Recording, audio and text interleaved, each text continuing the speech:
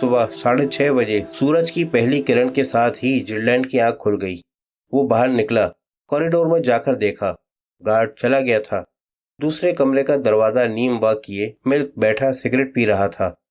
Guard निस्फ घंटे पहले जा चुका है, उसने बताया। उस तरफ एक बाथरूम भी है। कोई खास बात तो नहीं हुई? जिल्लैंड ने पूछा। नहीं, मगर वो रस्सी मुमकिन है उन्हें धोखा न दे सके। वो पूरी इमारत की तलाशी ले सकते हैं। जब लेंगे तो देखा जाएगा। जिल्लैंड बाथरूम से फारिग होकर ग्लेन के पास गया। उसे बताया कि गार्ड जा चुका है, वो भी बाथरूम जाकर ज़रूरियात से फरागत पा ले। ग्लेन बाथरूम में ही थी कि नीचे सरगर्मियों का आगाज हुआ। जिल्लैंड ने जीने के जंगले से झांक कर देखा। चौथी और तीसरी मंजिल पर भी कोई गार्ड नजर नहीं आया। नीचे से आवाजें आ रही थीं, मगर क्या कहा जा रहा था ये सुनना मुश्किल था। जीने पर अब कोई गार्ड नहीं है, उसने मिल्क से कहा। वो जल्द ही रस्सी देख लेंगे, फिर यहाँ आएंगे। बेहतर होगा कि हम एक मंजिल और ऊपर चले जाएं। वो छठी मंजिल पर चले गए। 8 बजे उन्होंने एक आदमी को बुलंद आवाज में कहते सुना, मैं तुम में से हर एक को जंगल में देखना चाहता हूँ। अपने साथ बंदूकें ले जाओ, उन दोनों को हर हाल में तलाश करना है। कोई फर्द इमारत में बाकी नहीं रहेगा। मिल्क और जिल्लैंड ने एक दूसरे की तरफ देखा। जिल्लैंड ने एक कमरे की खिड़की खोलकर देखा। यहाँ से उसे टेरिस के सामने का लॉन बखूबी नजर आ रहा था। उसने वॉन गोल्स के एक एक मुलाजिम को रफ्ता रफ्ता जंगल में जाते देखा। कुछ देर बाद जो 5 आदमी बाहर निकले वो मुलाजिमों की यूनिफॉर्म में नहीं थे। जिल्लैंड ने अंदाजा कर लिया कि वो बावर्ची और उसके मुआविन अमले के अफराद थे। 10 मिनट बाद एक कार में तमाम खादमाएं भर कर गेट से बाहर निकल गईं। जिल्लैंड वापस लौट गया। 38 आदमी और तमाम खादमाएं जा चुकी हैं। उसने मिल्क को बताया, काउंट अपने खास खिदमतगार के साथ जंगल में जा चुका है। तुमने भी कुछ देखा? 3 आदमी 5वीं मंजिल पर आए थे, मिल्क ने बताया। उन्होंने बालकनी से रस्सी खोली और वापस चले गए। ये एक चाल हो सकती है, जिल्लैंड ने कहा। रस्सी की तरह गालिबन उस गनमैन को इमारत में छोड़ दिया गया है कि हम नजर आए और वो हमें ठिकाने लगा दे। मेरा भी यही अंदाजा है, मिल्क ने कहा। फिर क्या हम नीचे जाकर देखें? हम एहतियात से काम लेंगे, हमारे पास काफ़ी वक्त है। उस आदमी को यकीनी तौर पर मालूम नहीं कि हम ऊपर मौजूद हैं। थोड़ा उसके आसाब को आजमाना चाहिए। ठीक है, मैं यहाँ से ख्याल रखूँगा। तुम कमरे की खिड़की से देखो। हमें बाखबर रहना चाहिए, ऐसा न हो कि वो जंगल में तलाश तर्क करके लौट आए। तुम्हें तवील इंतज़ार करना है, जिल्लैंड ने ग्लेन से कहा। लेकिन अपना जहन मसरूफ रखो तो इंतज़ार महसूस नहीं होगा। उन अच्छी बातों को याद करो जो अब तक तुम अपनी ज़िंदगी में करती रही हो, वो तुम्हें बोर नहीं होने देंगी। ऐसे ही लम्हे आते हैं जब मेरा दिल चाहता है तुम्हें कत्ल कर दूं, ग्लेन ने गुस्से से जवाब दिया। तुम मेरे साथ एक बच्चे की तरह सलूक करते हो। नहीं ग्लेन, बच्चे की तरह नहीं। जिल्लैंड ने उसे गौर से देखा और फिर कमरे में चला गया। ग्लेन ने एक सिसकी जब्त की। वो सर्द बेताल्लुकाना निगाह जिससे जिल्लैंड ने उसे देखा था, इस तरह उसके बारे में अपनी राय का इजहार कर गई थी जिस तरह कोई तवील से तवील बात नहीं कर सकती थी। और जिस चीज से ग्लेन को ज्यादा अजियत महसूस हुई थी वो ये थी कि अपने बारे में उसकी राय भी जिल्लैंड की राय से मुख्तलिफ नहीं थी।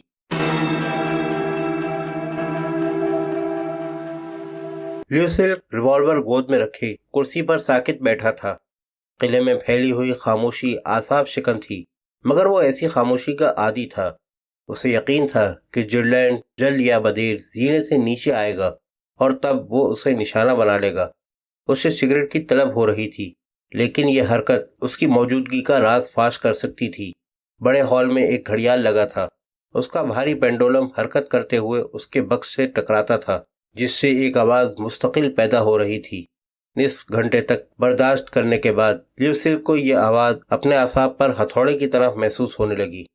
वो चाहता था हॉल में जाकर पेंडुलम की हरकत रोक दे, मगर ये भी एक खतरनाक कदम होता। अगर जिल्लैंड ऊपर कहीं मौजूद है तो वो भी ये आवाज़ सुन रहा होगा, और अगर आवाज़ अचानक बंद हो गई तो वो फौरन होशियार हो जाएगा। अचानक घड़ियाल ने 9 बजाए। ल्यूसिल चौंक गया, उस वक्त भी जब उसने 10 बजाए। उसका ख्याल था कि उसके आसाब फौलाद के बने हुए हैं, मगर ये 2 घंटे का इंतज़ार उसके लिए भी बड़ी आजमाइश था। सिगरेट की तलब अब ज्यादा बेकरार कर रही थी। उसने जिल्लैंड के बारे में सोचना शुरू कर दिया। यह आदमी CIA का तरबियत याफ्ता एजेंट था। لیو سلک کو جو پہلا قتل کرنے کو ملا تھا وہ بھی ایک CIA ایجنٹ تھا جس نے اتنے ثبوت فراہم کر لیے تھے جو ہرمین کو سلاخوں کے پیچھے پہنچا سکتے تھے۔ ان دنوں لیو سلک کو اپنے آپ پر ضرورت سے زیادہ اعتماد تھا، لیکن ایجنٹ اس سے زیادہ پھرتیلا ثابت ہوا۔ پہلی گولی اس کی چلی جو لیو سلک کے چہرے پر لگی۔ اگرچہ اس نے ایجنٹ کو ہلاک کر دیا تھا مگر اسے 6 ماہ اسپتال میں رہنا پڑا تھا اور جب باہر نکلا تو ایک آنکھ سے محروم ہو چکا تھا۔ اس تجربے نے لیو سلک کو غیر شعوری طور پر CIA ایجنٹوں کے مقابلے میں دوبارہ آنے سے خوفزدہ کر دیا تھا۔ ہرمین نے بھی اسے جرلین سے ہوشیار رہنے کو کہا تھا۔ لیو سلک کو محسوس ہوا جیسے اسے پسینہ آنے لگا ہو، اور تب اسی وقت گھڑیال نے 11 بجانا شروع کر دیے۔ جرلین 3 گھنٹے تک دیکھتا رہا مگر جنگل سے کاؤنٹ کا کوئی آدمی واپس نہیں آیا۔ وہ ملک کے پاس گیا۔ میرا خیال ہے اب ہمیں کچھ کرنا چاہیے، اس نے کہا۔ تم نے اس درمیان میں کچھ دیکھا یا سنا؟ نہیں، ممکن ہے وہ عمارت بالکل ہی خالی کر گئے ہوں اور ہم محض وقت ضائع کر رہے ہوں۔ یہ چانس لینا خطرناک ہے، ملک نے جواب دیا۔ تم کوئی بھی آہٹ پیدا کیے بغیر سیڑھیاں نہیں اتر سکتے، اور وہ گن مین موجود ہے تو تم اس کے لیے بہت آسان نشانہ ثابت ہوگے۔ ملک نے توقف کرتے ہوئے کچھ سوچا۔ تم بغیر نظر آئے کہاں تک اتر سکتے ہو؟ 3ری منزل تک۔ تب آؤ چلیں، ملک نے کہا۔ اب وقت ہے کہ اس کے اعصاب پر مزید دباؤ ڈالا جائے۔ میں کسی بالکنی پر جا کر اس کا جنگلہ بجانا شروع کرتا ہوں۔ یہ ترکیب میں پہلے کامیابی سے استعمال کر چکا ہوں۔ مجھے کیا کرنا ہوگا؟ 3ری منزل کی آخری سیڑھی پر رک جانا۔ اسے تمہیں نشانہ بنانے کے لیے ٹیرس پر آنا ہوگا۔ اگر میں نے اسے آتے دیکھ لیا تو 2 بار جنگلہ بجاؤں گا۔ تم تیزی سے اتر کر 2ری منزل تک جا سکتے ہو۔ دونوں نیچے اترنے لگے۔ انہوں نے ریوالور نکال لیے تھے۔ 3ری منزل تک اتر کر جرلین زینے پر رہا۔ ملک کوریڈور میں آ کر ایک کمرے میں گھس گیا۔ اس کی بالکنی پر آیا اور فرش پر لیٹ کر اپنے ریوالور کے دستے سے جنگلے کے نچلے حصے کو بجایا اور غیر ترتیب وقفوں سے بجانے لگا۔ لیو سلک نے یہ آواز سنی۔ چونک کر اپنے پیچھے دیکھا کہ آواز اسی طرف سے آتی محسوس ہو رہی تھی۔ وہ کرسی سے اٹھا اور آواز پر کان لگا دیے۔ آواز بند ہو گئی۔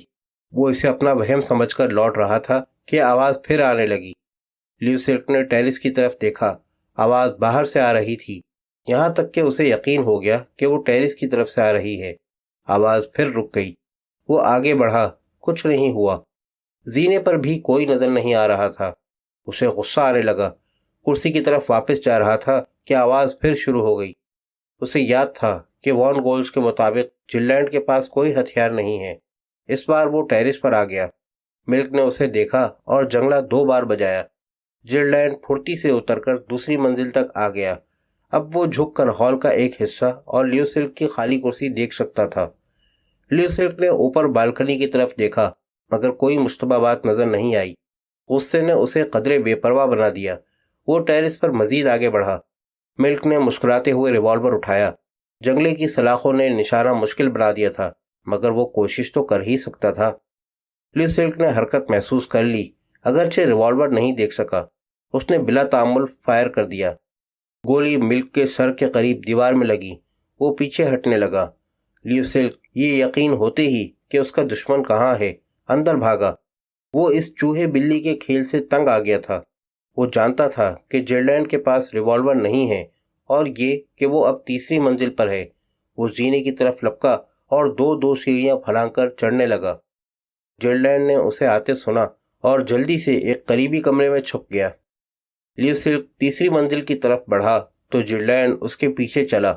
آہٹ سن کر لیو سلک پلٹا مگر جرلینڈ اس سے قبل ہی حملہ کر چکا تھا۔ اس نے لیو سلک کی ٹانگیں پکڑ کر سیڑھیوں پر سے اچھال دیا۔ لیو سلک سیڑھیوں سے ٹکراتا نیچے چلا۔ ریوالور اس کے ہاتھ سے نکل گیا۔ اس سے پہلے کہ وہ آخری سیڑھی پر گر کر سنبھلے، جرلینڈ اس کے سر پر تھا۔ اس نے اس کے اٹھنے سے قبل ہی گردن پر کراٹے کا زبردست ہاتھ مارا اور لیو سلک بے حس و حرکت نیچے گر گیا۔ اسی وقت اوپر سے ملک آ گیا۔ یہ کون ہے؟ اس نے پوچھا۔ معلوم نہیں کون ہے مگر جو بھی ہے خطرناک معلوم ہوتا ہے۔ مزید پردوں سے رسی نکال کر لیو سلک کے ہاتھ پیر باندھ دیے گئے اور اس کے بے ہوش جسم کو اٹھا کر ایک کمرے میں بستر پر ڈال دیا گیا۔ یہ 1 گھنٹے سے پہلے ہوش میں نہیں آئے گا، جرلینڈ نے کہا اور لیو سلک کا منہ بھی کس کر بند کر دیا۔ 10 منٹ بعد वो तीनों किचन में बैठे खाना खा रहे थे। मेरा ख्याल है अब हमें फिल्में लाने वाले का इंतजार करने के बजाय उसे म्यूनिख एयरपोर्ट पर पकड़ लेना चाहिए। हम दोनों मिलकर उससे फिल्में छीन सकते हैं और फिर रात तक पेरिस पहुंच सकते हैं। मगर हम उसे पहचानेंगे कैसे? मैंने उसे अच्छी तरह देखा है, वो बचकर नहीं जा सकता। और दीवारों में जो करंट है उसका क्या इलाज करेंगे? गैरेज में 4 कारें खड़ी हैं, किसी एक में गेट की लॉज तक जाएंगे, उसके गार्ड्स पर काबू पाकर करंट ऑफ कर देंगे। फिर हमें गेट से निकलने से कौन रोक सकता है? जिलैंड ने अपनी घड़ी देखी। पेरिस से म्यूनिख आने वाली फ्लाइट में 5 घंटे बाकी थे। गोया बहुत वक्त था। उसने मिल्क के मंसूबे से इत्तेफाक किया। जिलैंड और ग्लेन ने जल्दी जल्दी अपना सामान पैक किया। मिल्क कार लेकर आ गया। ग्लेन को कार चलाने की जिम्मेदारी सौंपी गई। जिलैंड और मिल्क पिछली सीट पर बैठ गए। कार गेट से काफी दूर रोक ली गई। मिल्क और जिलैंड लॉज की तरफ चले। लॉज के तीनों गार्ड्स लंच खाने में मसरूफ थे। जिलैंड और मिल्क ने उन्हें अपने रिवॉल्वरों की जद पर ले लिया। मिल्क ने एक गार्ड को करंट बंद करने का हुक्म दिया, जिसकी तामील की गई। फिर तीनों गार्ड्स को उनकी कुर्सियों के साथ जकड़कर बांध दिया गया और उसके चंद मिनट बाद वो सब किले से बाहर तेज रफ्तारी से म्यूनिख की तरफ जा रहे थे।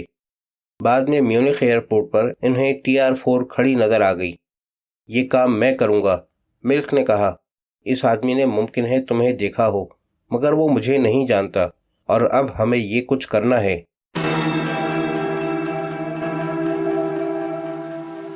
तैयारा म्यूनिख एयरपोर्ट पर उतरा तो फिरिज नीचे उतरा। कस्टम से गुजरकर बाहर आया तो सफेद बालों वाला एक भारी भरकम आदमी उसकी तरफ आया और सख्त लहजे में पूछा, तुम्हारा नाम क्या है? फिरिज इस लबो लहजे में अहकामात सुनने का आदी था। Fridge sir. गुड, काउंट ने मुझे तुम्हें लाने के लिए भेजा है, मिल्क ने कहा और ये देखे बगैर कि उसके हुक्म पर अमल होता है या नहीं चल दिया। वो अहकामात तस्लीम करने की जर्मनों की कमजोरी से वाकिफ था। फिरिज हैरान था कि यह आदमी कौन है, इसे क्यों भेजा गया है, मगर जब उसने काउंट की मर्सिडीज कार देखी तो उसकी हिचकिचाहट दूर हो गई। मिल्क और जिलैंड काउंट की कार में ही किले से भागे थे। मिल्क अंदर बैठ चुका था। फिरिज को भी बैठना पड़ा। मिल्क ने कार आगे बढ़ा दी। मर्सिडीज के पीछे एक सुर्ख कार भी लगी चली आ रही थी। फिरिज ने फौरन उसके ड्राइवर और उसके साथ बैठी लड़की को पहचान लिया। ये दोनों वो थे जिन्हें काउंट ने किले में कैदी बना रखा था और ये वो कार थी जिसे एयरपोर्ट पर छोड़ने का हुक्म दिया गया था। फिरिज का जिस्म पसीने में भीगने लगा। मिल्क ने हाईवे की एक साइड पर कार मोड़ दी और कुछ आगे जाकर एक सुनसान जगह रोक दी। तुम्हारे पास पेरिस के एक बैंक का दिया हुआ पैकेट है, वो मुझे दे दो, मिल्क ने कहा। TR-4 भी मर्सिडीज के करीब आकर रुक गई। जिलैंड नीचे उतरा। फिरिज ने कांपते हाथों से अपना ब्रीफ केस खोला और पैकेट निकालकर मिल्क को दे दिया और मिल्क ने जिलैंड के हवाले कर दिया। जिलैंड ने पैकेट ग्लेन को दिखाया, जिसने एतराफ़ किया कि यही पैकेट है जिस पे फिल्में रखी हैं। ये मुझे दे दो, वो बोली और पैकेट अपने सीने के साथ दबोच लिया। तुमने मुझसे वादा किया था, जिलैंड ने कहा। ये पैकेट तुम्हारे वालिद को दिया जाएगा। नहीं, खुदा के लिए नहीं। गिलैन का चेहरा सफ़ेद पड़ गया। मैं ये जानते हुए जिंदा नहीं रह सकूंगी कि वो ये फिल्में देख चुका है। अगर ये तुमने उसे दी तो मैं कसम खाती हूँ कि खुदकुशी कर लूंगी। ये ख्याल तुम्हें ऐसी फिल्में बनाने से पहले आना चाहिए था। वैसे भी तुम ये फिल्में उसके दुश्मनों को भेजने वाली थी। हरगिज नहीं, मैं झूठ बोल रही थी। मेरा कोई इरादा इन्हें किसी को भी भेजने का नहीं था। कोई इन्हें देखे ये तस्वुर मेरे लिए नाकाबिले बर्दाश्त है। बेकार बातें मत करो। तुम पहले ही एक फिल्म अपने बाप को भेज चुकी हो। वो मैंने नहीं, रोजनाल्ड ने भेजी थी और मुझे भेजने के बाद बताया था। गिलेन रोहांसी हो रही थी। और ये फिल्में तो इससे भी ज्यादा खराब हैं। तुम समझते क्यों नहीं? मैं नशे में थी और कुछ मालूम नहीं था कि क्या कर रही हूँ। वो रोने लगी। पैकेट बदस्तूर उसके सीने से लगा हुआ था। जिलैंड देर तक उसे देखता रहा, फिर मर्सिडीज की तरफ चल दिया। तुम वो पैकेट भूले जा रहे हो, मिल्क ने याद दिलाया। अब इतने नादान मत बनो कॉमरेड। जिलैंड कार में बैठ गया। चलो आगे बढ़ो। मिल्क ने अगले मोड़ पर कार रोककर फिरिज को उतारा और उसके हाथ पैर बांधकर सड़क पर डाल दिया। इसी वक्त सुर्ख TR कार तेजी से करीब से निकल गई। वो जा रही है, मिल्क ने कहा। हाँ, पैकेट भी लिए जा रही है। हाँ, मेरा ख्याल था तुम्हें दौलत से दिलचस्पी है। क्या डोरे तुम्हें इन फिल्मों के लिए कुछ रकम देने वाला नहीं था? उसने कहा तो यही था, مگر تم باتیں ہی کرتے رہو گے یا آگے بھی چلو گے؟ کچھ الجھے الجھے تاثرات کے ساتھ ملک نے کار دوبارہ ہائی وے کی جانب موڑ دی۔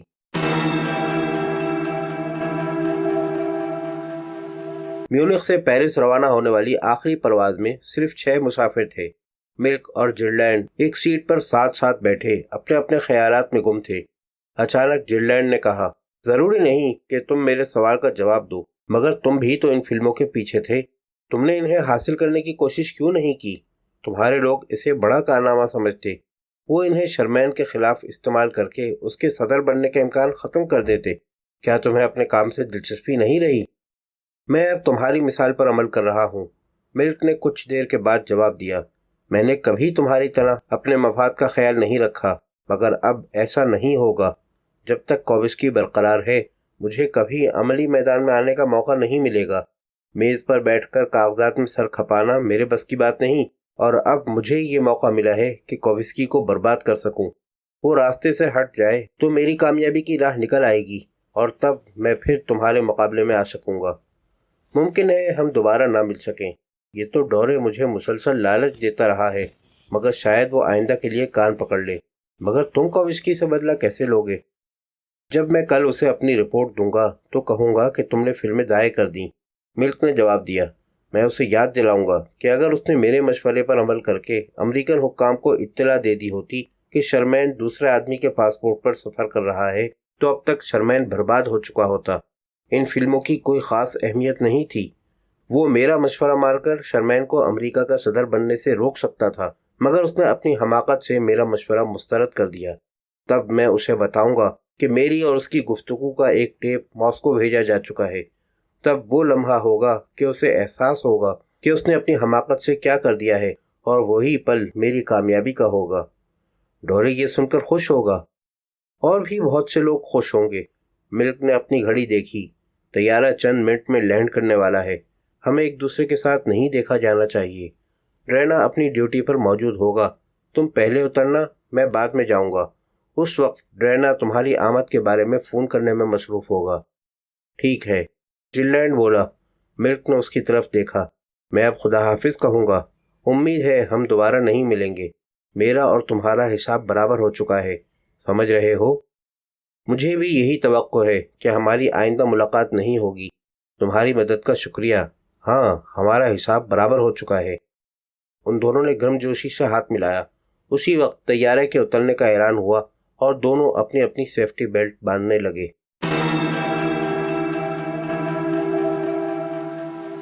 جرلینڈ یہ دیکھ کر قدرے مایوس ہوا کہ لیوس اپنی میز پر موجود نہیں ہے۔ اس نے انٹرکام دبا کر ڈورے کو اپنی آمد کی اطلاع دی اور پھر آفس میں جا کر اطمینان سے کرسی پر بیٹھ گیا۔ کیا تم نے وہ فلمیں حاصل کر لیں؟ ڈورے نے پوچھا۔ جواب ہاں میں بھی ہے اور نہیں میں بھی۔ وہ مجھے مل گئی تھی، مگر جب میں نے گلین کو بتایا یہ فلمیں میں اس کے والد کو دینے جا رہا ہوں تو وہ بیچاری اتنا روئی کہ میں نے ترس کھا کر اسے واپس کر دیں۔ کیا تم میرا وقت ضائع کرنے کی کوشش کر رہے ہو؟ اگر تمہیں میرے کہنے کا یقین نہیں تو روسی سفارت خانے میں ملک کو فون کر کے اس سے پوچھ لو، جرلینڈ نے کہا۔ اس کی مدد کے بغیر میں وہ فلمیں حاصل نہیں کر سکتا تھا۔ وہ اس منظر کا عینی شاہد ہے۔ جب میں نے یہ فیصلہ کیا کہ اس کے بدقماش باپ کو فلمیں دینے سے کہیں بہتر ہے کہ وہ گلین کو دے دی جائیں۔ دوسرے الفاظ میں تم ناکام رہے، ڈورے نے غصے سے کہا۔ نہ میں ناکام رہتا ہوں اور نہ اب رہا ہوں، اور تم اپنے دوست کو یقین دلا سکتے ہو کہ وہ بے خوف صدارت کے الیکشن میں حصہ لے۔ وہ فلمیں ضائع کر دی گئی ہیں۔ گلین نے مجھ سے وعدہ کیا ہے کہ وہ آئندہ اپنے باپ سے کوئی تعارض نہیں کرے گی۔ مجھے کیسے یقین ہو کہ اس نے وہ فلمیں ضائع کر دی ہیں؟ ڈورے نے کہا۔ اس جیسی بدکردار لڑکی کا وعدہ کیا حقیقت رکھتا ہے؟ کیا تمہیں معلوم ہے کہ شرمین نے ہرمین سے کہا تھا کہ وہ گلین کو قتل کر دے؟ ڈورے نے چونک کر جرلینڈ کی طرف دیکھا اور اسے جو کچھ نظر آیا اس سے اسے یقین ہو گیا کہ جرلینڈ بے حد سنجیدہ ہے۔ نہایت تفصیل سے تم مجھے پورے حالات بتاؤ، کیا ہوا، کیسے ہوا؟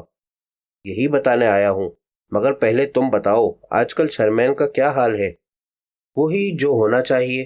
اپنی بیٹی کی وجہ سے وہ گھر میں روپوش رہنے پر مجبور ہے۔ اس کی انتخابی مہم پھیکی پڑ گئی۔ کوئی شخص گھر میں بیٹھ کر الیکشن نہیں لڑ سکتا۔ اس کی مقبولیت میں کمی آ رہی ہے۔ یہ تو بڑی اچھی خبر ہے۔ جرلینڈ مسکرانے لگا۔ گویا گلینڈ کا اخلاقی تازیانہ بہرحال مؤثر ثابت ہوا۔ اس کا مطلب یہ بھی ہو سکتا ہے کہ شرمین کا صدر امریکہ بننے کا خواب ہی رہ جائے۔ بات مت ٹالو، جو میں نے پوچھا ہے اس کا جواب دو۔ جیلینڈ نے ڈورے کا ایک قیمتی سگریٹ سلگایا اور اسے گزرے واقعات بتانے لگا۔ وہ 20 منٹ تک بولتا رہا اور ڈورے پوری توجہ سے اس کی باتیں سنتا رہا۔ جیلینڈ خاموش ہوا، تب بھی وہ کچھ نہیں بولا۔ کچھ دیر سوچتا رہا۔ تمہارے پاس کوئی ٹھوس ثبوت نہیں ہے کہ شرمین گلینڈ کے اغوا کا ذمہ دار تھا اور اسے قتل کرانا چاہتا تھا؟ اس نے کہا۔ مجھے ثبوت کی ضرورت بھی نہیں ہے، اور تم کیوں پریشان ہو؟ گلینڈ اپنے باپ پر اقدام قتل کا مقدمہ تو نہیں قائم کر رہی ہے؟ جیلینڈ نے جواب دیا۔ مجھے یقین ہے وہ اپنا وعدہ پورا کرے گی، لیکن جب تک میں شرمین کو وہ فلمیں نہ دوں وہ مزید رقم نہیں دے گا۔ جب میں نے گلینڈ کو وہ فلمیں دی تھیں تو میں یہ بات جانتا تھا۔ میرے لیے وہ $10,000 ہی کافی ہیں جو تم دے چکے ہو۔ بہرحال میرے پاس تمہارے لیے ایک اور اچھی خبر بھی ہے۔ اس نے ڈورے کو ملک اور کوبسکی کے جھگڑے کے بارے میں بتایا۔ یہ کوئی اچھی خبر نہیں ہے، ڈورے نے کہا۔ میرے نقطہ نظر سے کوبسکی جیسے احمق کا سیکورٹی انچارج ہونا کہیں بہتر تھا، بجائے اس کے کہ اب اس کی جگہ ملک کام کرنے لگے۔ تمہاری عقل کو کیا ہو گیا ہے؟ ٹھیک کہتے ہو، جیلینڈ نے تسلیم کیا۔ میں نے اس پہلو پر غور نہیں کیا تھا۔ بہرحال تم اپنے آدمیوں کو خبردار تو کر سکتے ہو۔ رہا میں نے فیصلہ کر لیا ہے کہ آئندہ تمہارے لیے کوئی کام نہیں کرنا ہے۔ مجھے یقین نہیں کہ تم یہ کام چھوڑ سکو، ڈورے نے عجیب سے لہجے میں کہا۔ یہی دیکھو کہ ٹنگیر میں ایک بہت ہی دلچسپ کام بالکل تمہاری مرضی کا سامنے آیا ہے۔ بہت ہی ہنگامہ خیز اور دلچسپ بات یہ ہے کہ 2 بہت حسین لڑکیاں بھی شامل ہیں۔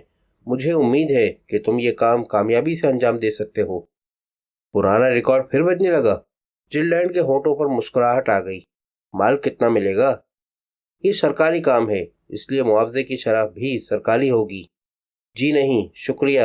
جیلینڈ اٹھ کھڑا ہوا۔ ابھی میرے پاس خرچ کرنے کے لیے $10,000 موجود ہیں، اس لیے خدا حافظ۔ آئندہ کبھی $10-20 خرچ کرنے پر آمادہ ہو تو یاد کر لینا۔ وہ آفس سے باہر نکلا تو لیوس اپنی جگہ آ چکی تھی۔ اس نے نظر اٹھا کر دیکھا اور پھر ٹائپ کرنے لگی۔ کیا کسی نے تمہیں بتایا کہ تمہاری آنکھیں ستاروں کی طرح ہیں اور گلاب کی پگڑی جیسے ہونٹ پیار کرنے کے لیے بنائے گئے ہیں؟ باہر جانے کا دروازہ تمہارے دائیں جانب ہے، لیوس نے جواب دیا۔ میرے ساتھ ڈنر کھانے کے بارے میں کیا خیال ہے؟ میری جیب نوٹوں سے بھری ہوئی ہے جن سے میں جلد از جلد پیچھا چھڑانا چاہتا ہوں، تو 9 بجے کا ٹائم ٹھیک رہے گا؟ لیوس نے غور سے جیلینڈ کی طرف دیکھا۔ آج وہ کچھ زیادہ ہی خوبصورت لگ رہا تھا۔ اچانک لیوس کو یاد آیا کہ اس کی اب تک کی زندگی میں صرف کام ہی کام رہا ہے، اسے کبھی تفریح کا موقع نہیں ملا۔ ہاں شکریہ، بہت مناسب رہے گا، وہ مسکرائی۔ یقین مانو یہ شام تمہاری زندگی کی بہت ہی پرجوش اور یادگار شام ثابت ہونے والی ہے۔ تب پھر لوزیرے میں 9 بجے ملاقات ہوگی۔ لیوس نے اسبات میں سر ہلایا اور پھر ٹائپ کرنے لگی۔ جیلینڈ دروازے کی طرف چلا۔ وہ باہر جانے ہی والا تھا کہ لیوس ٹائپ کرتے کرتے رک گئی۔ جیلینڈ نے پلٹ کر سوالیہ انداز سے دیکھا۔ لیوس کی آنکھیں شوخی سے چمک رہی تھیں۔ کیا تمہارے پاس اب بھی وہ بخارا کا قالین موجود ہے؟ اس نے پوچھا۔